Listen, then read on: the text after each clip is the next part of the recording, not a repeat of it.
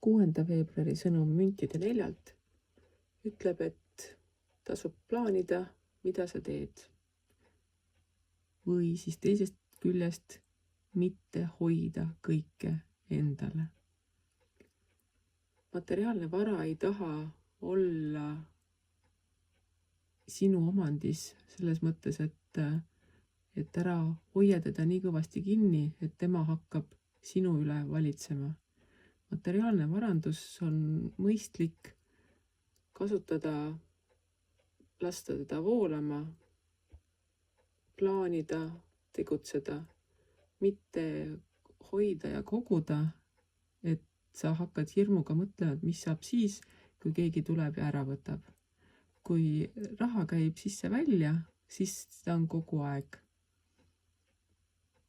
Samas tasub tähele panna ka seda, et kui sul praegusel hetkel on rahaga kehvad, siis hakka mõtlema, kuidas seda kokku hoida, mille peale mitte kulutada.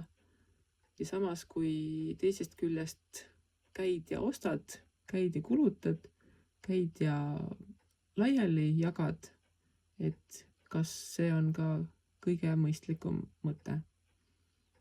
Müntide 4 tahab tähelepanu juhtida sellisele tasakaalukusele, kindlale vundamendile, et kui sul on vundament loodud, siis võid seda rahaga tuulde loopida. Aga muidu mõistlikult, tasakaalukalt planeerides.